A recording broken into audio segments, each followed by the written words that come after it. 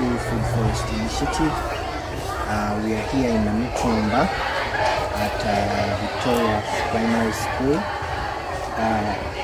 This is one of the few of the nursery, fruit nursery beds that we started, and some of them that we use to grow the fruit trees that we use to plant in schools to make them school food forests.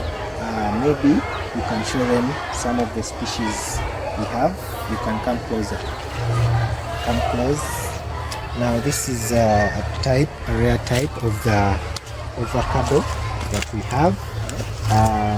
This is an avocado type that grows faster and is resistant to harsh temperatures, diseases and drought. This is one of the few that is grown here in Africa that can manage the terrain of Africa, especially sub-Saharan Africa, eastern Uganda. It is first of all drought resistant and also disease resistant. Then we can walk you through to show you the wider range of the avocado tree that we plant or we work on. Currently, we are in Namutumba. These are the young ones that have grown up to 2 to 6 months up to now. They are at this stage. Those are the other ones that are outgrown that have not yet been planted or transplanted to the main gardens. Yeah, maybe I can also show you where the magic starts from. This is all. Those are our volunteers that help us from this whole place. Maybe we can also go out here and I'll show you the other species that we grow, species of fruits that we grow here. We have the moringa tree. You all know the use and importance of the moringa tree in making herbal medicine and also protecting the environment or restoring the environment. This can also act as food to many animals and habitats to many other animals and insects in our ecosystem. I can also show you through the guavas. The guavas are also over here. We have the guavas here. These are also planted in schools to ensure food security, but also restoring the environment and the ecosystems in our communities and schools. You can also come over here to the oranges, the different types of oranges and species. We all know the importance of oranges in the ecosystem and also the importance of oranges in our food markets and food security. They are a source of vitamin C, and they are used to make so many things that can help out in eradicating hunger and food insecurity, and also improving the livelihoods of the people by processing it to make fruit juices and many other foods. My name is Mary Muchala and I'm one of the community volunteers. These fruit trees are very important for the well-being of the people in the community and also the students that live in the community or that go to school. Well, I believe that these trees are very good for food security and also for the conservation of the environment and the restoration of the ecosystems and the environment at the same time. These are the fruits we are talking about. These are the fruits.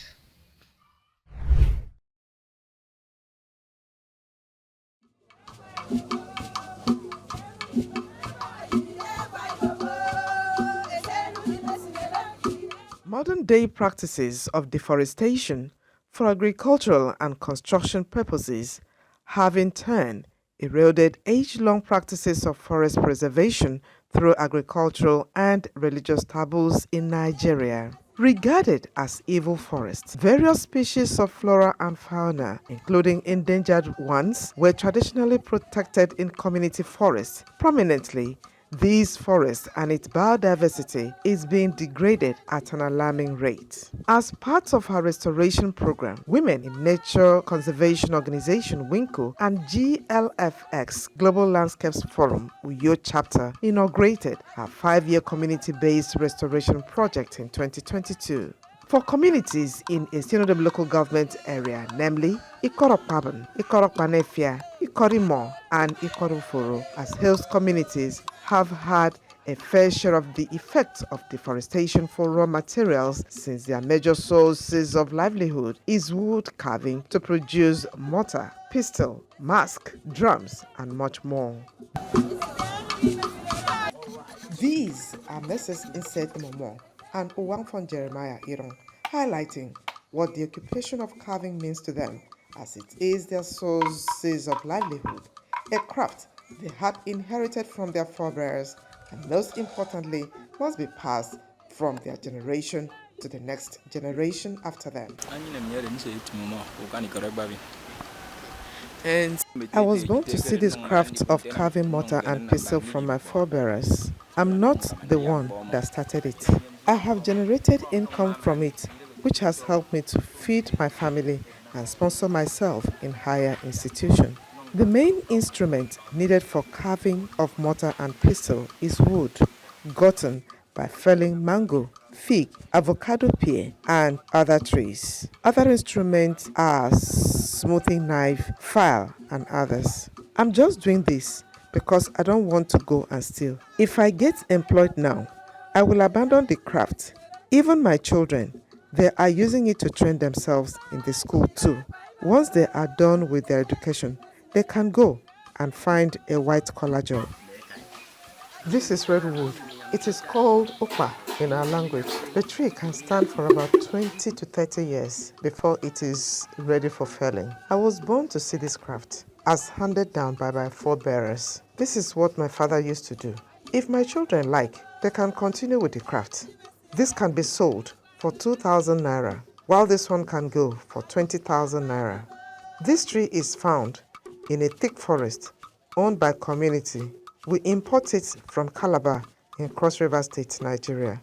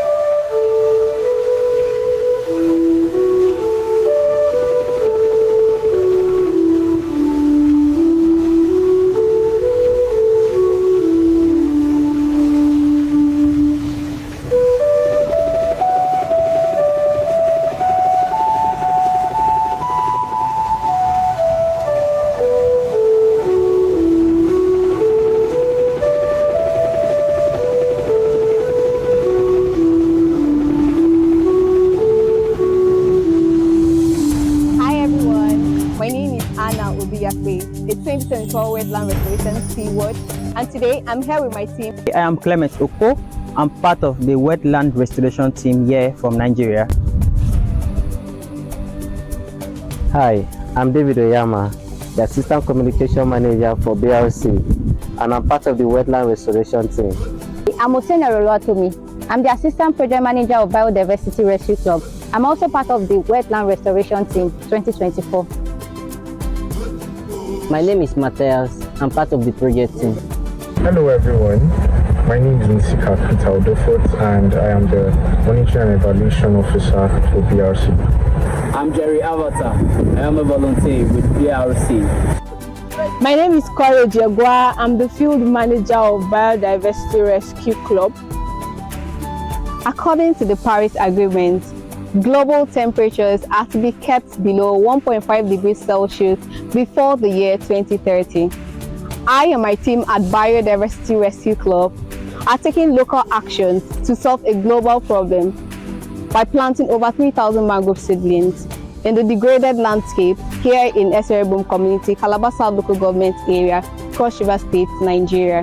Our success stories are community collaboration and engagement in restoration activities such as nursery establishment and also planting of mangrove seedlings, which we had the women and the youth fully involved and engaged in the working process.